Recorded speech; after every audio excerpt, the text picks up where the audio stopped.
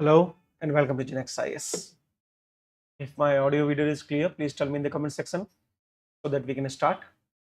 The topic of discussion would be yesterday's landmark judgment of Supreme Court in Harish Rana versus Union of India.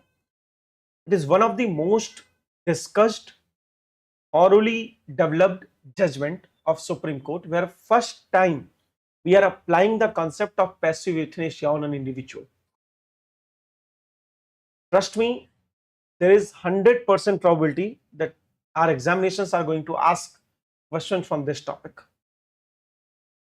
Question क्या है, तो पहले हम एक quick overview लेते हैं and then we will start with the discussion of entire historical evolution. एक बच्चा है जो कॉलेज में पढ़ता था, आई थिंक पंजाब यूनिवर्सिटी में, and he fell from 4th floor and इतनी ऊपर से गिरने की वजह से उसके ब्रेन में serious injuries I and he was on a vegetative state for last 13 years. Recovery के कोई चांसेस नहीं थे, डॉक्टर ने ऑलरेडी ये सर्टिफाई कर दिया था, there is no chance of recovery. बच्चे को कैंच clinically assisted nutrition and hydration devices पे रखा गया था, मतलब एक पाइप इंसर्ट करके खाली खाना खिलाया जाता था, वो खुद खा भी नहीं सकता था, और ब्रेन लगभग कोमा में है last 13 years. To treat this child parents ने अपना घर बेच दिया, वो इकोनॉमिकली एग्जॉस्ट हो गए, मेंटली ट्रॉमेटाइज थे, क्योंकि रोज अपने बच्चों को ऐसी कंडीशन में देखना is a very tough task. वो पहुंचे high court to issue the writ of mandamus. देखिए, इसलिए मैंने पहले रिट का लेक्चर लिया था, अब यहां से लिंक होगा. वो मैंडमस रिट इशू करना था एम्स या डॉक्टर्स के लिए कि प्लीज मेरे बच्चे को आप डाई विथ डिग्निटी का राइट दे दीजिए, provide them a dignified death. But High Court have denied this. High Court ने कहा कि sorry, CANH, that is clinically assisted nutrition and hydration जो टेक्नोलॉजी है, it is a food delivering technology, it is a caretaking technology और food technology. इसे हटाना मतलब आप लाइफ सपोर्टिंग डिवाइस को हटा रहे हो, which will fall under active euthanasia. मतलब किसी का मर्डर किया जाएगा, ये इसे हम पैसिव यूथनेसिया में काउंट नहीं करेंगे, और हाई कोर्ट ने उनके इस रिक्वेस्ट को डिनाई कर दिया. Then they went to supreme court and supreme court finally, taking a humanitarian angle, first time ever in history they decided कि इस बच्चे को एक डिग्निफाइड डेथ ये डिजर्व करता है, और माँ बाप जो इतने एग्जॉस्ट हो चुके हैं इकोनॉमिकली, सोशली, मेंटली, इन्हें भी एक रिलीफ की जरूरत है. एंड इसीलिए सुप्रीम कोर्ट ने फाइनली कल एम्स को डायरेक्शंस दिए, रिट ऑफ मैंडमस इशू कर दिया कि आप इमीडिएटली इस बच्चे को पैसिव यूथनेसिया और इस दर्द से आजाद कीजिए and provide them a dignified death. But हर जगह मैंने कुछ पढ़ा, कुछ जगह ये गलती कर रहे हैं कि लोग ये बता रहे हैं कि पैसिव यूथनेसिया इंडिया में एक्टिव यूथनेसिया अलाउ कर दिया है. Let me be very clear with you, India में किसी भी कंडीशन में अभी भी एक्टिव यूथनेसिया अलाउड नहीं है. It is a culpable of homicide in IPC, भारतीय न्याय संहिता, मर्डर माना गया है इसे. एक्टिव यूथनेसिया अभी भी अलाउड नहीं है. अरे इस राणा को जो मिल रहा है वो भी पैसिव यूथनेसिया में काउंट किया गया है. But to conclude this, we need to understand the entire journey of euthanasia, and I need your attention for 1.5 hour. बहुत शांति से धीरे धीरे फैक्ट्स को डिस्कस करना है. जहां आप ना समझ पाए कमेंट सेक्शन में मुझे बता देना. I'll try to address your doubt immediately or after this lecture. And thank you very much. Good afternoon, each and everyone. Good morning, Deepal. Good morning, Prakash. Let's try to start our discussion with the term euthanasia itself. Euthanasia is a term which actually has the origin in Greek literature. Greek philosophy में youth शब्द का जो मतलब होता है, that means good or easy, ease, good or ease, while nasia means death.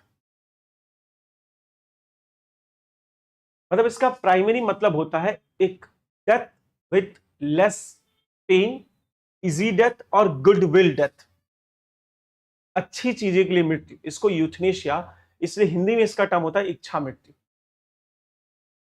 Greek से इसका origination आया था. इनिशियली इसका पर्पस क्या था कि किसी के पेन को कम किया जा सके। जैसे आपने देखा होगा जो कैंसर के पेशेंट्स होते हैं, specially the last stage cancer, पता है कि 3-4 महीने में इनकी डेथ हो जाएगी, बट जो पेन वो सफर करते हैं, जो कीमोथेरापी, वो अनबियरेबल होता है। बॉडी थिन होती जाती है, बाल गिरते जाते हैं, person is in the some state जो वो एक्सपेक्ट भी नहीं, ह्यूमन लाइफ नहीं होती। वहां पे इसका प्राइमरी यूज किया जाता था टू रिड्यूस द पेन। तो हम कहते थे कि ठीक है, let let allow them to die.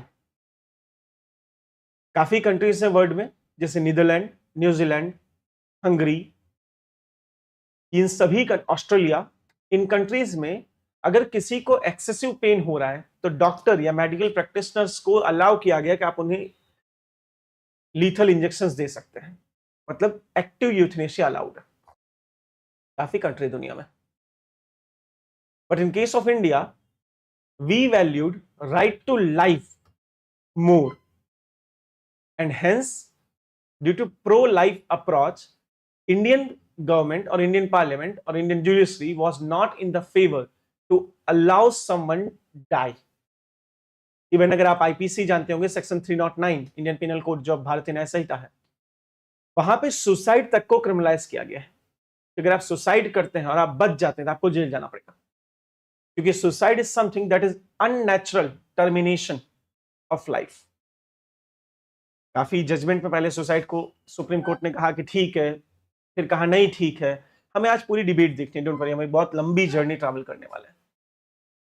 India में यूथनेशिया का कॉन्सेप्ट नहीं था, कहां से आया? कुछ चीजें हमें बैकग्राउंड में जाके समझनी पड़ती है ना, एकदम बेसिक से, एकदम जीरो से। पहली बार ये केस कब आता है कि अगर कोई सुसाइड करने जा रहा है तो वो लीगल है या इलीगल? क्योंकि आप मुझे बताइए, कोई सुसाइड कब करता है? जब वो एक ऐसे मेंटल स्टेट से गुजर रहा हो कि उससे ये लाइफ वर्थलेस लगने लगे, और तब वो सुसाइड करने जा रहा हो। आप कहते हो कि तुम बच गए तो जेल जाओ, अपने आप में एक बड़ा कॉन्ट्रोवर्शियल स्टेटमेंट था। इसीलिए हमें बहुत सारे जजमेंट्स के साथ पूरा डिस्कशन करना है। And we will start with P Rathinam versus union of India, the case of 1994। Indian history का सबसे इंपॉर्टेंट केस है, क्योंकि इस केस में सुप्रीम कोर्ट ने एक्सप्लिसिटली ये चीज कह दी कि सुसाइड, मेरे हिसाब से विजिबल नहीं होगा कलर ना, suicide is not a criminal offence. It mean in Rathinam judgement supreme court decriminalise suicide. हमने कहा राइट, क्योंकि उस समय एक बड़ा डिबेट चल रहा था कि जैसे right to freedom of speech and expression है, तो उसमें राइट टू रिमेन साइलेंट है, राइट टू मूवमेंट है, तो राइट टू स्टे है। हर राइट का एक कॉन्ट्राडिक्टरी राइट भी है। जैसे right to freedom of religion, तो right to not follow religion भी है, एथिस्ट के पास भी राइट है। इसी डिबेट को फॉलो करते हुए राथीनाम जजमेंट आया था कि अगर हर जगह राइट टू डू समथिंग है और राइट टू डोंट है, तो why not in life? If article 21 of Indian Constitution says we have right to life, then it should also include right to die. जीना मेरी मर्जी है तो मरना भी तो मेरी मर्जी होनी चाहिए। यहीं पे राथीनाम जजमेंट बहुत इंपॉर्टेंट हो जाता है। This case have explicitly said that right to life also include right to die, as the same right to freedom of speech and expression includes right to remain silent. तो ये contradictory approach use करके supreme court ने यहां पे suicide को decriminalise कर दिया था, and it was under article 21 right to life. Problem कहां आती है कि जब आप राइट टू सुसाइड को और राइट टू लाइफ में सुसाइड को इंक्लूड कर लेते हो, तो एक और सेक्शन है हमारे यहाँ भारतीय न्याय संहिता में, जिसको हम कहते हैं if someone is assisting someone in suicide और मोटिवेटिंग समवन फॉर सुसाइड। कोई आदमी मेंटली थोड़ा डिस्टर्ब्ड है, उसका फ्रेंड उसको एडवाइस दे कि इससे अच्छा है मर जाना चाहिए, वो उसे डायरेक्ट नहीं मार रहा, बट मारने की ट्राई तो कर रहा है, कन्विंस तो कर रहा है।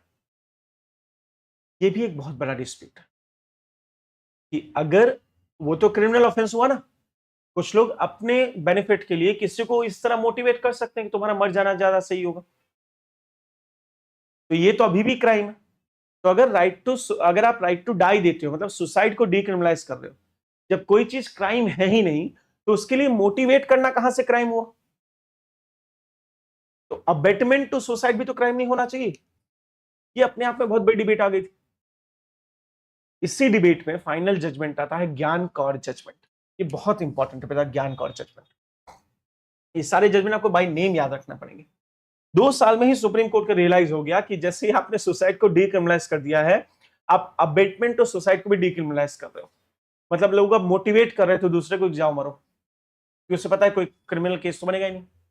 इसलिए immediately in Gian Kaur versus state of Punjab 1996 judgement, supreme court ने अपना राधे नाम जजमेंट ओवरटर्न कर दिया। एंड सुप्रीम कोर्ट ने कहा sorry, right to life do not include right to die, and hence suicide is again criminalised. ठीक है, और यहां से वो कहानी शुरू होती है, किसी को ना मारा जा सकता है ना खुद कोई मर सकता है। और बहुत लंबे टाइम तक Gian Kaur judgement as it is रहा। एक प्रॉब्लम क्रिएट होती है 2017 में, जब इंडियन पार्लियामेंट एक्ट लेके आती है mental health care act. Mental health care act, what is mental health care act? यहां पार्लियामेंट ये कहती है कि अगर कोई सुसाइड कर रहा है तो दे आर मेंटली इल और mentally distressed, they need counselling rather than punishment. और अब दो लॉज एक दूसरे से कॉन्ट्राडिक्ट कर रहे हैं। The mental health care act जो कहता है suicide is a illness, it is out of stress, और आप बीमारी के लिए सजा नहीं दे सकते।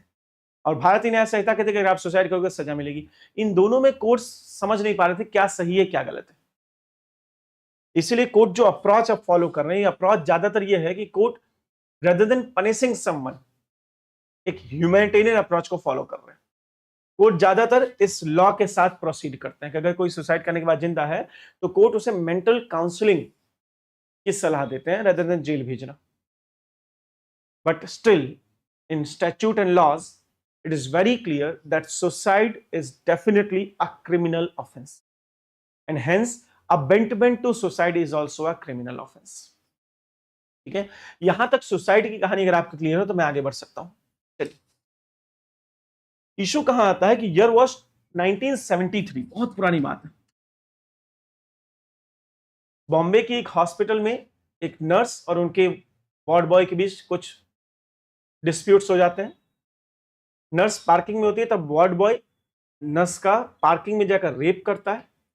नर्स को गले में पट्टा बांध दिया जाता है जो कुत्तों का पट्टा होता है, एंड इस पट्टे की वजह से उनकी नसें ब्लॉक हो जाती है, ब्रेन तक ऑक्सीजन नहीं पहुंच पाती और ब्रेन फंक्शन करना बंद कर देती।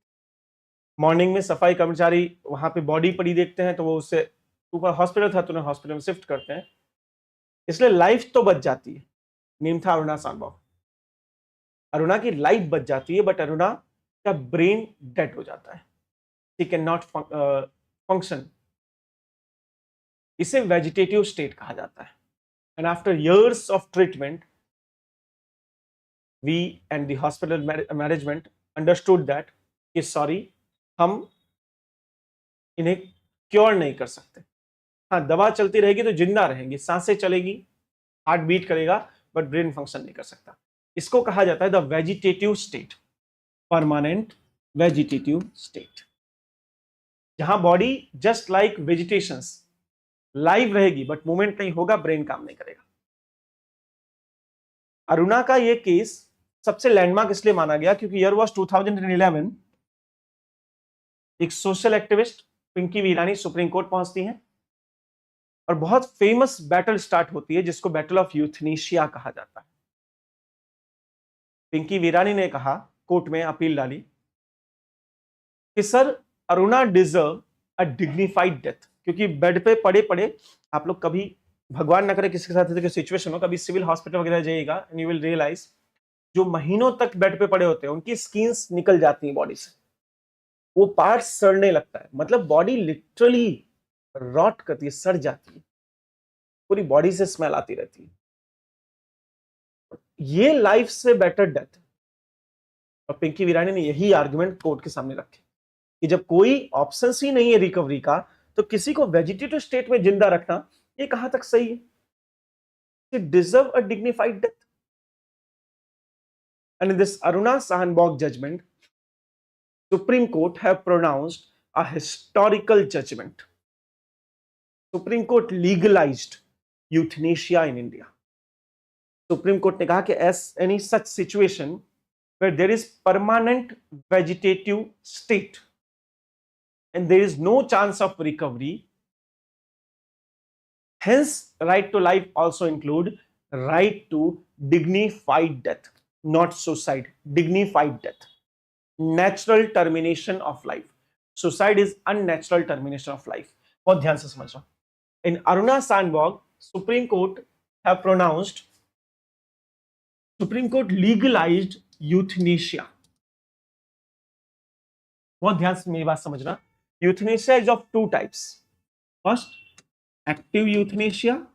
Second, passive euthanasia. What is active euthanasia? Active euthanasia का मतलब होता है कि जब डॉक्टर या मेडिकल प्रैक्टिशनर किसी को कोई लीथल इंजेक्शन दे दे या लाइफ सपोर्टिंग डिवाइसेस जो होती है उसे एक्सप्लिसिटली हटा लिया जाए, इंजेक्शन देकर या किसी का ब्रीदिंग मास्क हटाकर आप किसी को मार रहे हो, it is killing, culpable homicide है ये, यूथनेशिया नहीं है. मतलब असिस्टेड डेथ इसे कहा जाता है.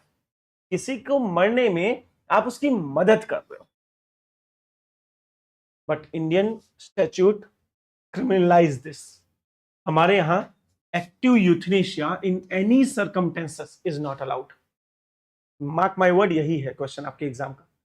Active euthanasia in any circumstances is not allowed. क्योंकि रिसेंट जजमेंट के बाद बहुत लोग ये इंटरप्रेट कर रहे हैं कि अब है, नहीं है. एक्टिव यूथनेशिया अभी भी अलाउड नहीं है. आप किसी को मार नहीं सकते. And why is it so? अगर कोई इतना पेन में है तो उसे मारना क्यों गलत है? क्यों? क्योंकि code of medical ethics, code of medical ethics हर मेडिकल प्रैक्टिशनर को यह कहता है your sole duty is to save life. To kill someone is not your duty. Your only duty is to save someone's life. And patient is always a patient. You cannot consider him as a body of pain and just provide a lethal injection. ये code of medical ethics के against जाता है. इसीलिए India में आज भी active euthanasia band है. पर सुप्रीम कोर्ट ने अरुणा शाहनबाग का जो केस देखा, सुप्रीम कोर्ट को यह भी रियलाइज हुआ कि ये लाइफ भी वर्थ ही नहीं है. It is not dignified life. And Supreme Court said in any such situation, passive euthanasia can be allowed. What is passive euthanasia? जो लाइफ सपोर्टिंग डिवाइसेस हैं, जैसे अगर कोई वेंटिलेटर पे है, ऑक्सीजन मास्क लगाया हुआ है, ऑक्सीजन खत्म हो जाती है तो उसे वापस रिफिल ना किया जाए. मास्क हटाना डेथ किलिंग है, रिफिल ना किया जाए तो नेचुरल डेथ मानी जाएगी. जैसे कोई किसी बोतल पे सरवाइव कर रहा है, बोतल को रिफिल ना करो, इसे नेचुरल डेथ माना जाएगा. It is not active, it is passive euthanasia. Removing the life supporting device और do not recharging the life supporting device, इसे पैसिव यूथनेशिया में काउंट कर लिया जाएगा. और ये अलाउ कर दिया गया अरुणा शाहनबाग के केस में. इंटरेस्टिंगली अरुणा शाहनबाग को यूथनेशिया नहीं मिल पाई फॉर अ सिंपल रीजन, क्योंकि जो नर्सेस हॉस्पिटल में काम करती थी उन्होंने अपोज किया. नर्सेस ने कहा कि हम पिछले 42 इयर्स से अरुणा को हमने जिंदा रखा है, हम उसकी केयर करते हैं क्योंकि she is just like child to us and we don't want her to die, we want her natural death. And supreme court ने नर्सेस को नेक्स्ट फ्रेंड कंसिडर किया, ना कि पिंकी वीरानी को. नर्सेस की बात मानी गई. अरुणा शाहनबाग एक क्लासिकल जजमेंट बन गया जहां से पैसिव यूथनेशिया इंडिया में अलाउ हो गया, बट अरुणा को वो नहीं मिला. फाइनली 2015 में अरुणा नेचुरल डेथ से उनकी डेथ होती है. निमोनिया हुआ ना, नेचुरली वो पास आउट हुए. यूथनेशिया अरुणा को नहीं मिला, ठीक है. बट एक बहुत बड़ी डिबेट और छिड़ गई कि what should be the procedure of euthanasia. Aruna Shanbaug में कहा गया जब भी किसी को यूथनेशिया देना होगा that must be in courts observation.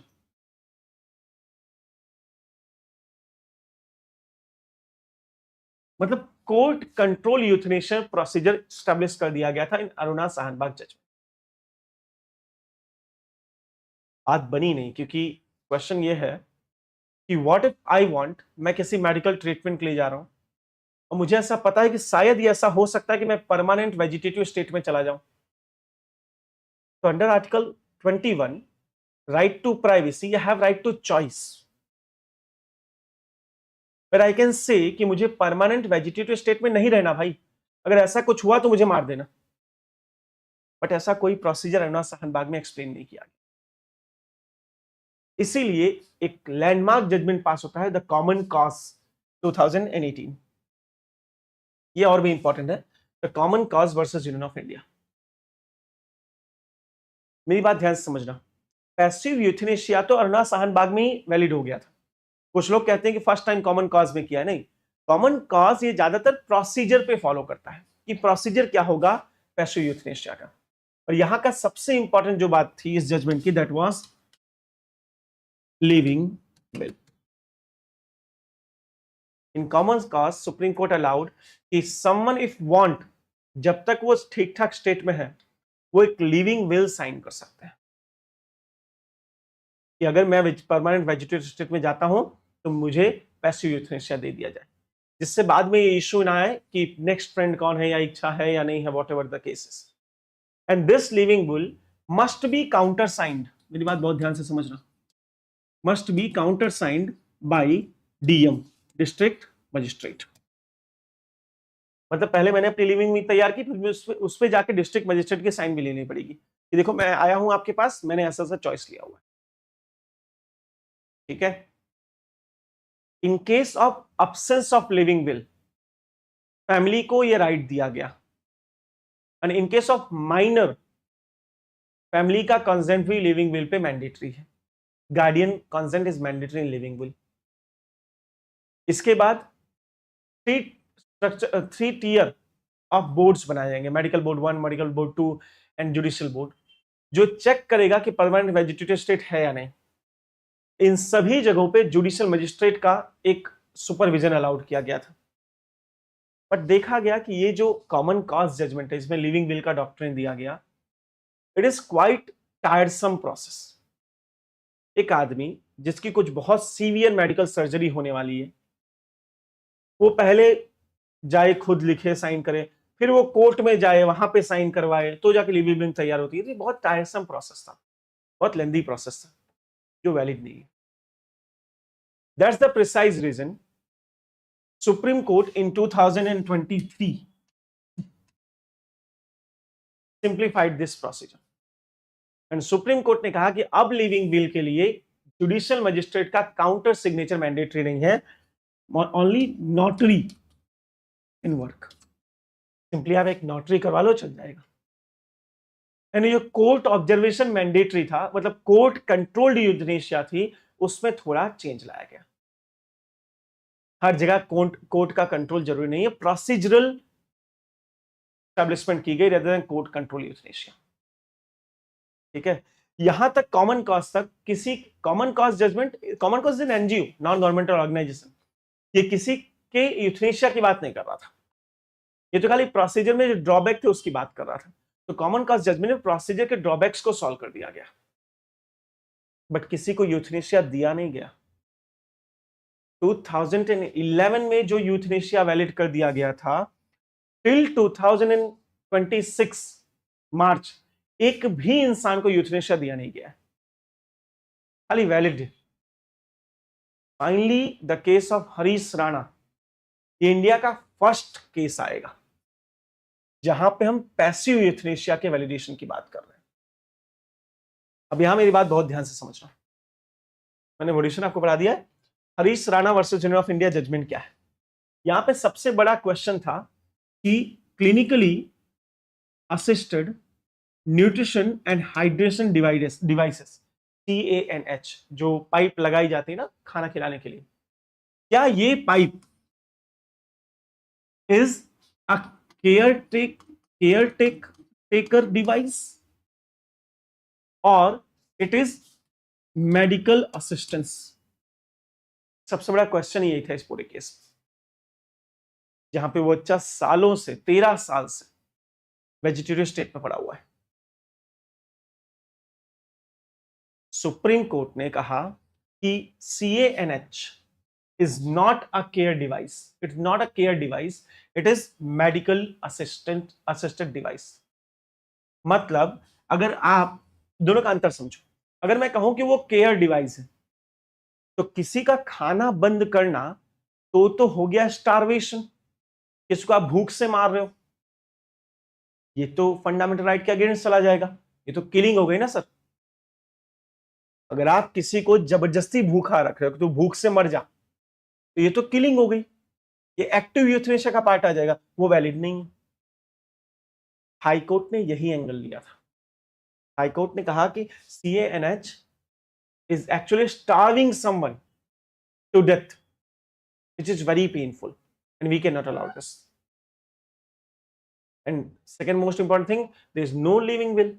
बच्चा जब वेजिटेरियन स्टेट में गया तो उसका कोई लिविंग विल था ही नहीं, जब कॉन्सेप्ट भी नहीं था लिविंग विल का। We cannot allow you to kill this child by starvation. भूख से नहीं मारने देंगे। जबकि सुप्रीम कोर्ट ने इंटरप्रिटेशन अलग किया।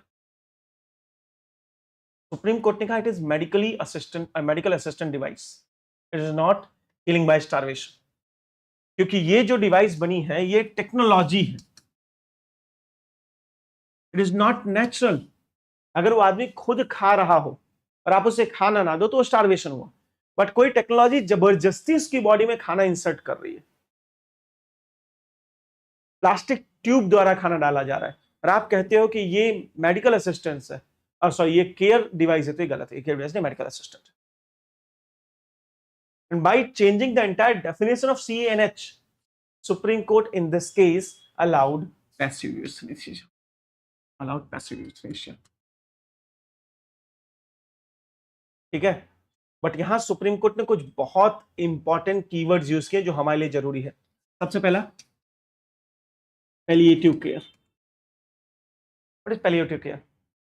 सुप्रीम कोर्ट कहती है कि जो डेथ होगी वो विदाउट पेन होनी चाहिए। It should be the responsibility of doctor कि बच्चे को कहीं भूख से तड़प ना लगे, ये without pain, painless, smooth death होनी चाहिए। इसीलिए सुप्रीम कोर्ट ने ऑर्डर दिया कि बच्चे को immediately AIIMS hospital Delhi shift किया जाए।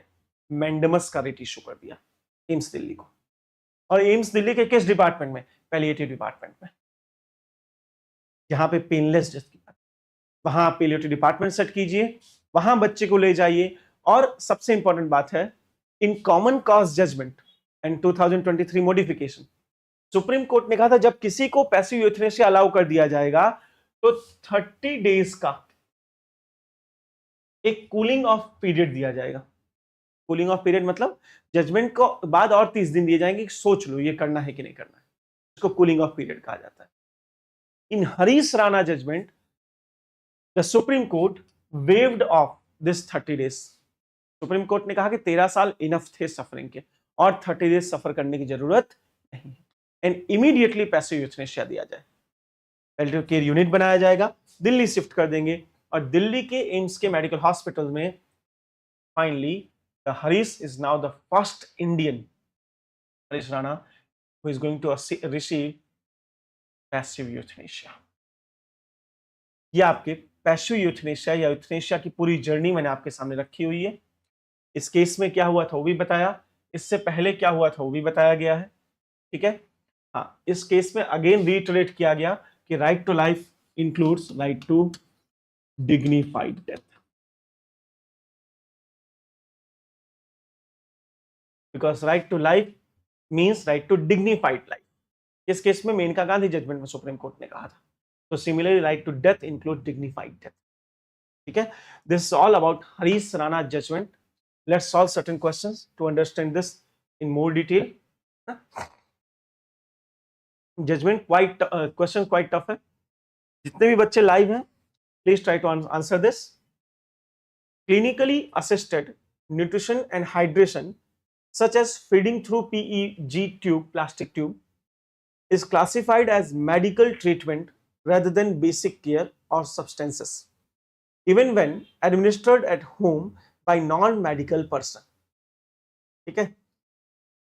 Under the Harish Rana versus Union of India ruling, the Supreme Court held that withdrawal of CNH is permissible under the best interest. ये बहुत इंपॉर्टेंट, इस केस में एक डॉक्ट्रिन इवॉल्व हुई जिसको कहते हैं बेस्ट इंटरेस्ट डॉक्ट्रिन.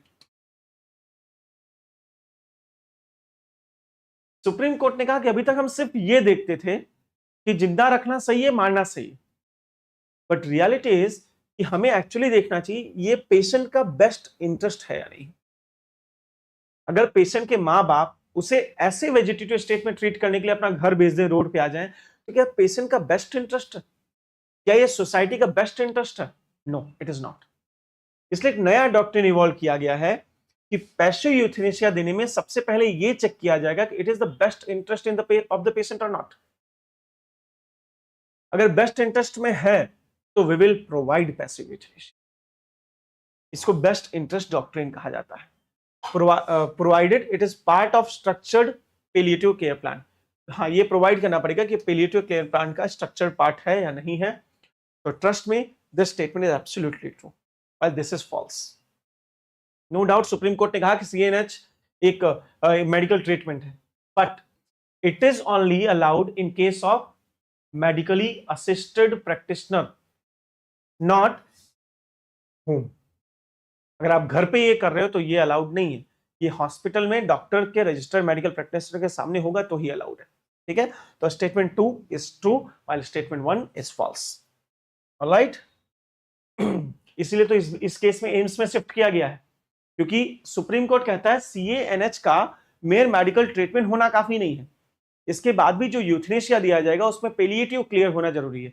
घर पे पैलिएटिव केयर होना पॉसिबल नहीं है, इसलिए घर पे इलीगल बता दिया गया है, जबकि अगर पैलिएटिव केयर में किया जाए तो it is correct. Try to solve this. ये और भी डिफिकल्ट है. बच्चे आप लोग आंसर नहीं देते यार, मुझे समझ में आता है, आपको समझ में नहीं आता है, आप लोग आलसी हैं या क्या बेकार बच्चे हैं, समझ में नहीं आता. 0 आंसर होता है कमेंट.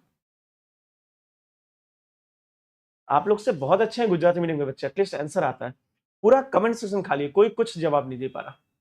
या तो पढ़ाता बहुत गंदा हो कि आप कुछ समझ नहीं पाते, या तो आप इंसान बेकार है कि आप आंसर नहीं दे पाते. क्योंकि इतना पढ़ाने के बाद अगर ये आंसर नहीं निकल रहा, कॉमन सेंस का क्वेश्चन था कि घर पे थोड़ी कोई आपसे पैसिव यूथनेशिया अलाउ करवाएगा. अगर इतना सिंपल क्वेश्चन आप आंसर नहीं कर पाए तो आपको शर्म आनी चाहिए अपने ऊपर. Consider the following statements regarding the modified guidelines for passive euthanasia. The primary medical board must consist of at least 3 doctors with at least 5 years. एक काम कीजिए, पहले आप आंसर दीजिए, उसके बाद मैं चेक करूंगा. जितने बच्चे लाइव हैं आप लोग पहले आंसर दो, उसके बाद मैं आगे आपको पढ़ाऊंगा. आई मीन इसका आंसर बताऊंगा. हर बार मैं अकेले आंसर दूं तो तुम लोग खुश हो जाते हो. No more answer from my side, पहले आप दीजिए. चलिए, मैं वेट कर रहा हूं.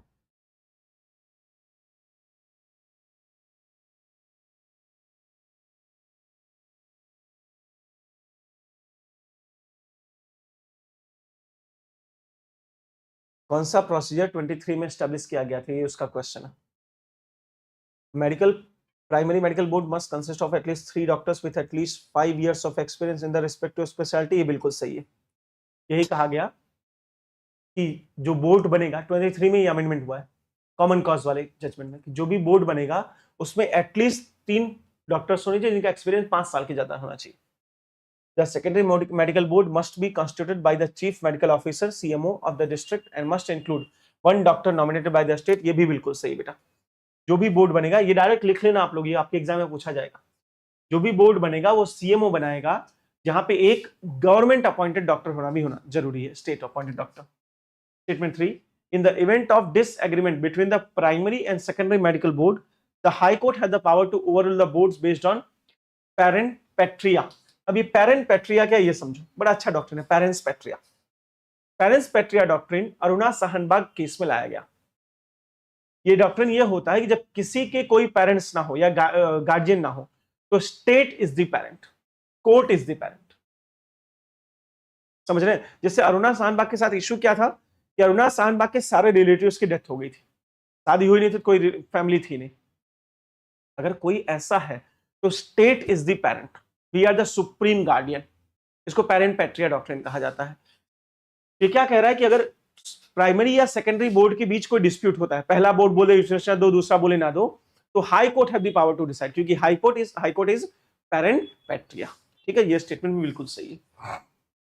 The mandatory 30-day cooling off period between the secondary board's report and the withdrawal of treatment is an absolute requirement that cannot be waived off. मैंने अभी बताया कि हरीश राणा में इसको waived off किया है, तो 30 days mandatory period can be waived off in exceptional cases. तो इस तरह कितने स्टेटमेंट सही हो रहे हैं? 3 statements are true. Answer C is the right answer, while 4th is incorrect. किसी ने आंसर दिया कि नहीं दिया? चलो, B दिया है केवल ने। उन्नति 1, 2 and 3 very good. Rashmi only 3 very good बेटा। चलिए, कुछ का तो आंसर आया, शाबाश। This with reference to Harish Rana judgment, which of the following best describe non-abandonment principle established by the court? The state cannot stop funding the medical treatment of a patient in persistent vegetative state once a writ of mandamus is issued. बड़ा अच्छा question है। अगर एक बार writ of mandamus issue कर दिया गया है तो कोई हॉस्पिटल, इसके ऑप्शंस क्या है? ऐसे यही 4 ऑप्शंस है, ठीक है। तो स्टेट उसका पैसा देने से मना नहीं कर सकता। Options B, the withdrawal of life sustaining treatment must not be single act of stopping care but must be transition into robust palliative care plan to manage pain and dignity. The family of patient in PVS can not be prosecuted for culpable homicide if they choose to withdraw treatment without the court order.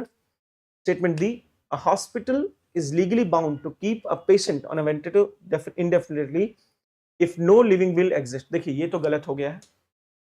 अगर know living will है फिर भी hospital passive euthanasia दे सकता है, ये भी absolutely गलत है। कि अगर बिना किसी पेशेंट कोर्ट ऑर्डर के, अगर बिना कोर्ट ऑर्डर के कोई फैमिली किसी बच्चे को पैसिव यूथनेसिया देती है तो कल्पेबल होमिसाइड माना जाएगा, सजा मिलेगी। ये कहता है कि सजा नहीं मिलनी चाहिए, ये भी गलत है।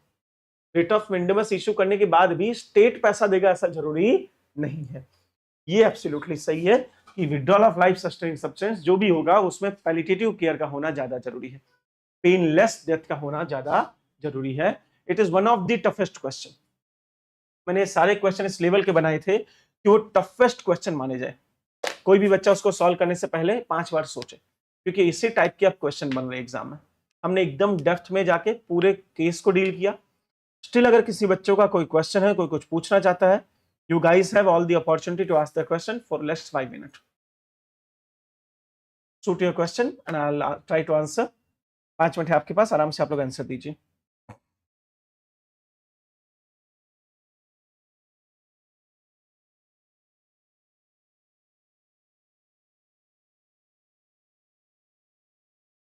लाइव कोई कुछ पूछना चाहे तो I am here for 5 minute, please ask.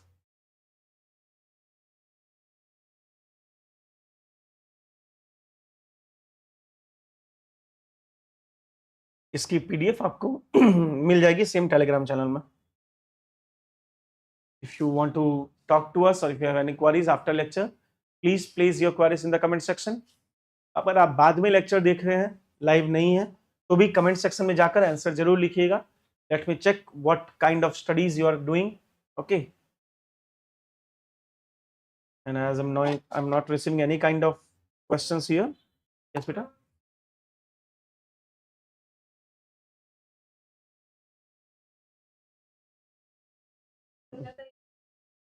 Depend करता है बेटा सुप्रीम कोर्ट पे।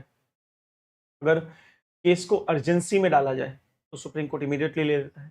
नॉर्मल केस है तो पेंडिंग होता है। जैसे रेट के थ्रू जो केसेस जाते हैं वो जनरली इमीडिएटली ले लिए जाते हैं। इमीडिएटली महीने 2 महीने साल 2 साल लगते हैं। जैसे ये हरीश राणा वाला जो जजमेंट है, ये 25 का जजमेंट है, जैन 25 का था। सुप्रीम कोर्ट दे रहा है 26 में फाइनल। 1 साल सुप्रीम कोर्ट ने खुद ने बहुत सारा टाइम लिया इसको स्टडी करने में। ठीक है, चलिए, तो किसी का कोई क्वेश्चन नहीं है। Thank you very much guys.